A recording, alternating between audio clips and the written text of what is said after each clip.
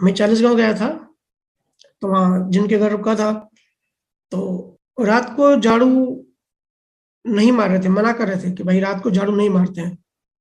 तो पूछा क्यों भाई? तो बोले नहीं, रात को झाड़ू मना करते हैं। मैं बोला कौन, किसने मना किया? बोला ऐसे ही बड़े सब सुना है, बड़े मना करते हैं। तो भाई हमको पता ही नहीं किसने मना किया, कब मना किया, इसके पीछे की साइंस क्या है, लॉजिक क्या है। बस हमने सुना और हमने मान लिया, एक मान्यता बिठा दी।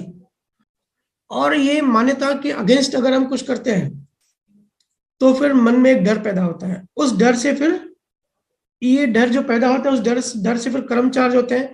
फिर ये डर भी कैरी फॉरवर्ड होता है और कर्म भी फिर आगे चलते रहते हैं।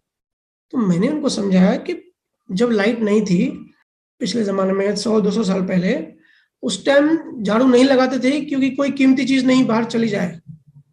वो तब की बात थी, अभी तो लाइट आ गई है, अभी क्यों नहीं लगाते हो भाई? अभी किसने मना किया? तो हर चीज के पीछे, हर मान्यता के पीछे की लॉजिक समझोगे तो वो मान्यता टूट जाएगी। अभी लाइट है, अभी झाड़ू लगा सकते हो। हम सब है ना, इन चीजों में उलझे रहते हैं, छोटी छोटी चीजों में। कभी सत्संग में सुन के आते हैं कि भाई शनिवार को बाल नहीं काटना चाहिए या नाखून नहीं काटना चाहिए, नहीं तो प्रॉब्लम हो जाएगा। तो हम प्रोग्राम हो जाते हैं, ये चीज हमारे अंदर बैठ जाती है। फिर अगर उस दिन ये किया तो एक डर सताता है, एक सबकॉन्शियस में एक डर चलता रहता है।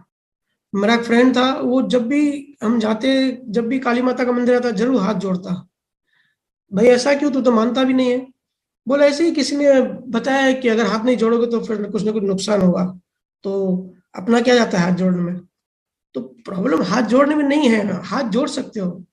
प्रॉब्लम आपके अंदर जो डर बैठ गया ना सूक्ष्म में, ये डर बड़ा काम करता है। और फिर एक बीज बैठ गया डर का, फिर ये बीज मल्टीप्लाई होगा, और पता नहीं कितने जन्म हमको फिर ये चार्जिंग डिस्चार्ज होता रहेगा। होता है ना, हम सबके अंदर डर होता है। या किसी ज्योतिषी ने बोल दिया कि भाई इसका तो तलाक होके रहेगा, या तो एक्सीडेंट लिखा है इसमें, एक्सीडेंट होगा।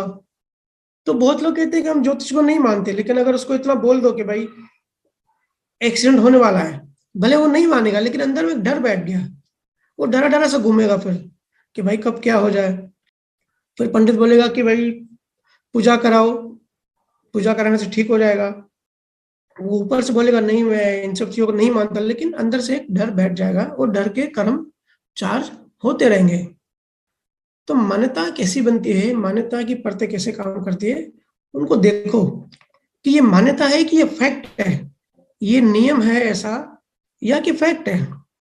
जैसे ही ध्यान से देखोगे, थोड़ा चिंतन मनन करोगे, तो वो मान्यता डिलीट हो जाएगी।